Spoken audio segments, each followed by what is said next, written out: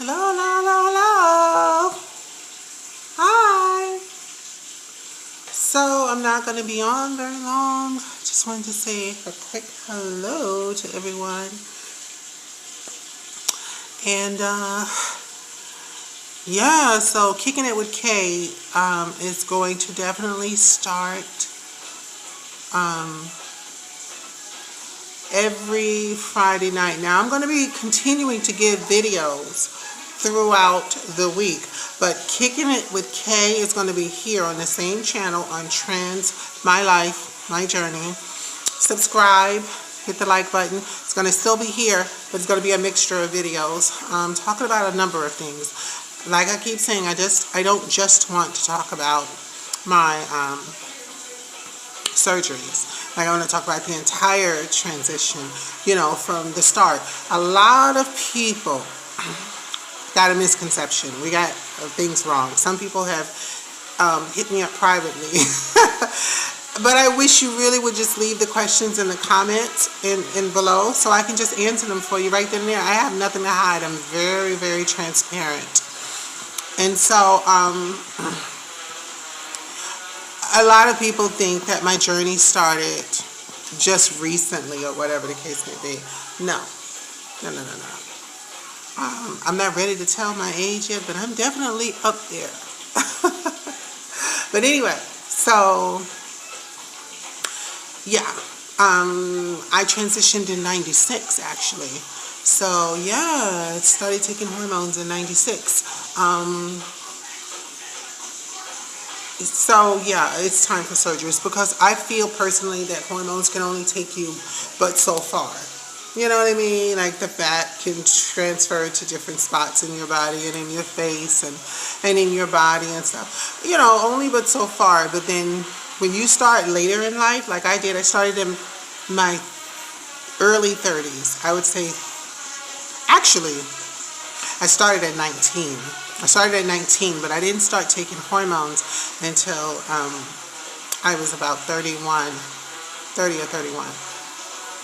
Anyway, so yeah, so I've been taking hormones for a very long time, since 96. But anyway, so yeah, people think that I just started making my transition, and they're asking questions like, why did I start so late? I didn't start so late.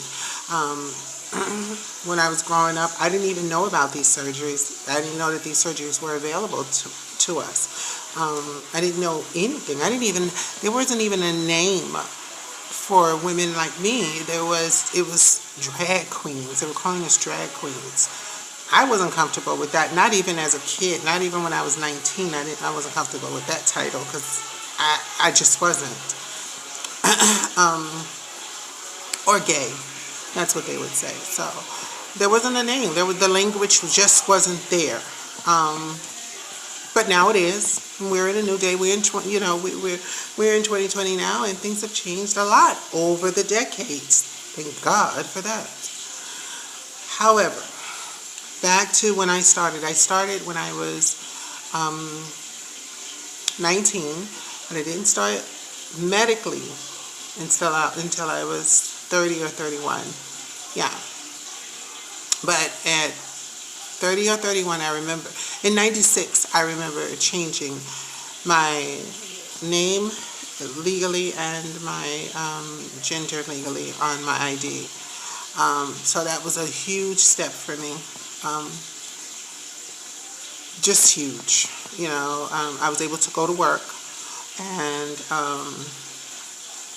use female bathrooms without people discriminating against me. And if they had, I was protected by the law, so there was not much they can do. And then years went on, of course. I moved around. I moved to Texas. I moved to Louisiana. And then I came back to New York just recently, 4 years ago. And I decided to take my transition. Over the years, I had already been researching because this is something, like I said, I've always wanted, to have my surgery. So I just don't feel comfortable with the penis. I'm sorry. No. Never did, and I never will. So thank God for these surgeries now. So anyway, yeah, I've researched over the years, and when I found out that New York was doing surgeries, I moved back from Texas back to New York. So I'm here. I am due in March 31st at 11:30 a.m. Oh my God.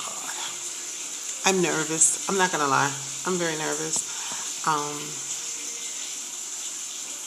They're about to rearrange everything down there. They are about to rearrange everything and make everything beautiful again. So I'm really happy about that. It's something that I've always wanted again. Something that's going to make me feel complete. Yeah, so 96, I started taking hormones, the shots, the pills, spironolactone. Back then I was taking not estradiol, I was taking delestrogen, and spironolactone. And I was taking the shots, so, yeah. And I was taking a little bit of progesterone too, so I was like overdosing on estrogen for some reason. And then I stopped taking the progesterone because it was starting to affect me mentally. It can get you very moody, that progesterone. And then it can also give you breast milk. And that's something that, it was, I guess, funny when it first happened. But then after a while, I was like, because you gotta, yeah, no one wants sour milk or like in their bra. No, not good. Not good. So, yeah, so I've been on the waiting list now for 2 years for my surgery, so I'm excited. I am a little concerned, and like I said, I'm going to be really, really honest with you guys. I'm a little concerned because, like I said, the hair thing, the hair. I want to make sure that on February 27th, when I go for my doctor's appointment with Dr. Justine, that he's very, honest with me. I'm hoping he's very honest with me and not just wanting to just do the surgery just because, for whatever financial reasons. I don't know. I don't know what doctors are thinking. I don't want to put that on the man, but I'm just saying. I don't want him to just do it just because. I want him to really, really, really take my life in consideration and my journey into consideration, and me, just be honest with me. Do I have enough time, or do I need more time with electrolysis, down there? Because I started in December, and like I said, in December, and then in March, you want to do the surgery, so I don't know. I'm just a little bit concerned about that. Because my technician, my electrolysis tech, she told me that usually people, go as long as a year with electrolysis. And, yeah. So I'm going to speak to my doctor about it and see what he has to say. I know that some doctors, I found out through researching, that some doctors don't require you to do it, electrolysis before surgery. But Dr. Ting, he didn't send me to an electrolysis. What he did when they gave me my surgery date, they gave me they set up dates for me to go to laser treatment. And I just knew from prior history, because I had done my face years ago when I was in Texas. In 2009, I done laser on my face. So I knew what laser was about. And I knew that laser doesn't take away gray hairs, and it's not permanently. So there are just maybe 1 or 2 or 3 down there. So I want to make sure that those disappear forever. So you have to do electrolysis if you want them to go away forever.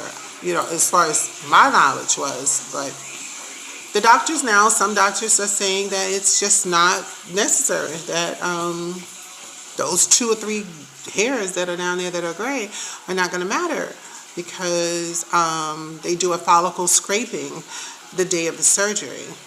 So, I mean, that's great and everything, but can we really, really, honestly, truly trust the person that's doing the scraping, while we're out on the table? Like, can we trust that they're going to do a thorough scraping? No. So, just to be on the safe side, I just want to know if I need to do longer electrolysis sessions. I chose electrolysis. He chose laser. I chose electrolysis. So I just want to know if I need to go a longer time. So I'm going to have him look at me, physically look at me, on the 27th. I've already made an appointment. So we'll see what happens. But I am excited, and I don't want anything to stop me, because 2 years ago they denied me because at the time my liver enzymes were really high, and my cholesterol was a bit high, or whatever the case may be. But all of that has changed now, and I'm feeling great. My blood work looks super, super, super great now. My provider, I just did blood work 2 weeks ago, so that looks awesome. So I'm definitely ready. I go on February 8th for my pre-surgical exam, which is the labs. They do the blood work just to make sure that you are a good candidate. I don't smoke cigarettes anyway. I stopped smoking cigarettes. That was another problem that prevented me from getting my surgery 2 years ago. I was smoking cigarettes. I stopped smoking cigarettes in August of last year. So yay me.